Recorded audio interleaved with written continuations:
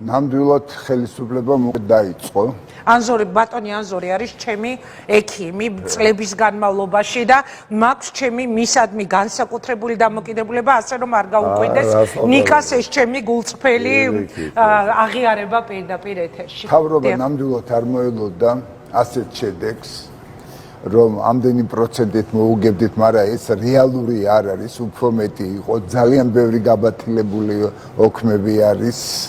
ოქმები თუ რა ქვია ბიულეტენები უკვე დაიწყეს ბაღის გამგეები იბარებენ თანამშრომლებზე ეუბნებიან ანზორ მელიას ხმა არ მისცეს პირველი ტურის შედეგების აი ახლა გუშინ დაიწყეს უკვე ამაზე მერიაში ტარდება თათბირები და ყველას ეუბნებიან ანზორ მელია მოვა და გაყრით სამსახურიდან მე ყველას ვეუბნებოდი არჩევნების წარმოების დროს რომ მე ვიქნები ყველა ზუგდიდელის მერი განურჩევლად პოლიტიკური მიმართულებისა ამიტომ მე არავის გაყრას არ ვაპირებ ის კვალიფიცირებული თანამშრომლები რომლებიც არიან და წლები მუშაობენ ისინი ყველანი დარჩებიან მე არავინ არ მომყავს გუნდი, იმიტომ გუნდი ჩემი არის სავარცხლო კარდიოლოგიური კლინიკა გული და იქ კლინიკა მაქვს და არა ამისი ნუ ეშინიათ მე ყველას მიმართ დიდი პატივისცემითა ვარ უმრავლესობა იქ მერიაში ნამდვილად პატრიოტი გულმხვალე ხალხი მუშაობს, რომელსაც უყვართ ზუგდიდი და მიხვდებიან რომ მე არა ვარ ბაბაეგა, არ შევაშინებ არავის, იმიტომ რომ მე ვიქნები ძალიან ობიექტური. რა არის მერის ძირითადი ფუნქცია? მერი უნდა იყოს კარგი მენეჯერი. როცა მენეჯერი ხარ, იქ ყველაფერს გეგმავ სწორად. ჯერ ერთი და გუნდს კრიფავ თავისი ნაცნობობით და იმითი კი არა, არამედ თავიანთი დამსახურებით, თავიანთი კვალიფიკაციით, აქ იქნება როგორც ხანში შესულები, ისე ახალგაზრდები, ისე სხვადასხვა პარტიებიდან, რომელიც ვიფიქრებთ ზუგდიდზე და ზუგდიდში იცით რა ეფექტი აი ამ ჩემი მერობის შემდეგ ძალიან სწრაფად დადგება, იმიტომ რომ ზუგდიდი არის ძალიან შრომელი ხალხით დასახლებული საოცრება ესოფლები რომ მოვიარე და რა ვნახე რა სილამაზე რა მოვლილი ეზოები რა ბინები როგორ მაგათ უნდა სწორი მიმართულება მხოლოდ ხელი არ უნდა შეუშალო წარმოგიდგენიათ თხილს იბარებენ სამლარად და ნახევრად წელიწადში ერთხელ მოდის ეს მოსავალი მე მეგონა რომ თლიანად ამას აწონიდნენ და არა თურმე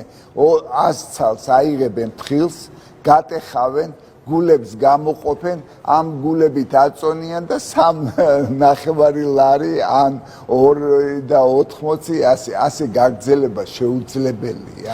მე ნიკასთან ვიდრე გადავალ ბატონო ანზორ ერთი კითხვა მინდა ასეთი დაგისვათ საყოველთაოდ ცნობილი იყო თქვენი დამოკიდებულება ქართული ოცნების ბიძინა ივანიშვილის მიმართ და ყველაზე მეტად მიყვარს ის ისტორია 2012 წელს ნიკა აყვებოდა მის ოთახში რო შეხვედით და რო უთხარით რომ ეხლა დამთავრდა თქვენი ნაციონალური მოძრაობა. აი რა მოხდა ისეთი 2012-დან დღემდე 2012-დან აი ამ დრომდე რომ თქვენ არა მარტო დაუპირისპირდით ოცნებას, არამედ მიიღეთ გადაწყვეტილება რომ პოლიტიკურ პოზიციაზე გეყარათ კენჭი. აი როგორც ის ისტორია ვგიჟდები თქვენი საკუთარი პასტით იყავით ხო კალმეთ არჩევნებზე 2012-ში და აი რა შეიცვალა 8 საათზე ვიყავი უკვე კარებთან 47 საშუალო სკოლის კარებთან 2012 წელს. ეხლა რომ ვანალიზებ რატომ იყო ეს? იმიტომ რომ გირგვლიანი საქმეზე ძალიან ისეთი მქონდა რეაქცია როგორც ყველა ქართველს და მურუსიძეს ეს უნამსო გადაწყვეტილებები ყველაფერი და მურუსიძე არა თუ დასაჯეს დააწინაურეს კიდევაც 2000 ამიტომ მე მეგონა რომ ღმერთის გამოგზავნილი კაცია ბიძინა ივანიშვილი ნამდვილად გეუბნებოდით ასე ამიტომ მქონდა შულთან არა მარტო მე ჩემი მეუღლეც ასე ფიქრობდით ყველაფერი იმიტომ რომ ჩეროდა რაღაცა ჰიპნოზი გამიკეთეს თუ არა, მაგრამ ნიკასთან რომ მქონდათ აი ასეთი ძალიან შეხლა შემოხლა პირველ დღეებში რომ ვაკებდი, ვადიდებდი ამ ბიძინა ივანიშვილს. ნიკამ 5 თითი აიყო და ჩამომითვალა, ნახავთ ეს კაცი რას გააკეთებსო. ყველაფერი მითხრა გარდა კანაფის პლანტაციებისა.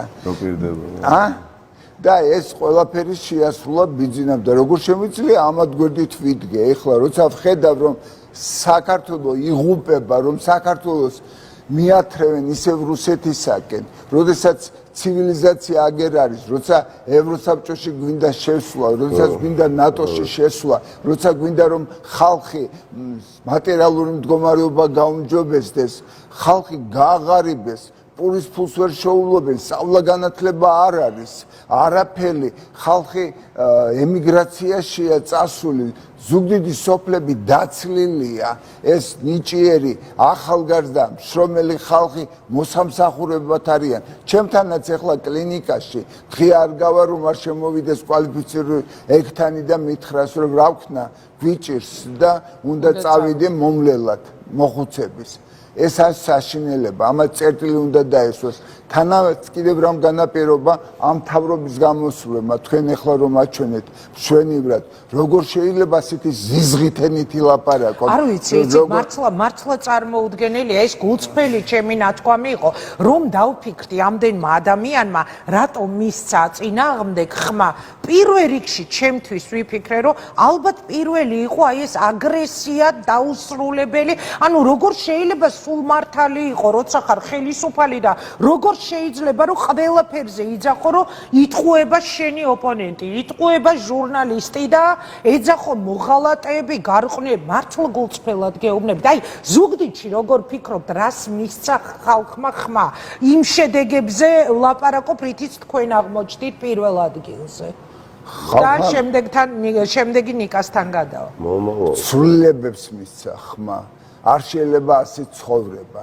არ შეიძლება როცა შენი ქვეყნის მესამე პრეზიდენტი, რომელმაც სახელმწიფო შექმნა, რომელმაც ჭაობიდან ამოიყვანა საქართველოს, შეიძლება ქონდა რაღაც ისინი, მაგრამ აი ასე გაიმეტო, დაიჭირო და ასეთი სიტყვებით შეამკონ, როგორც ამკობენ, ეს არც ერთი ღირსეული ქართველი ამას არ მიემხრობა და რომაც არ იყო ჩემი მომხრე, მაინც მივა ეხლა მეორე ტურში და მე მომცემს ხმას. მე ამაში დარწმუნებული ვარ. სერიოზული ტესტია.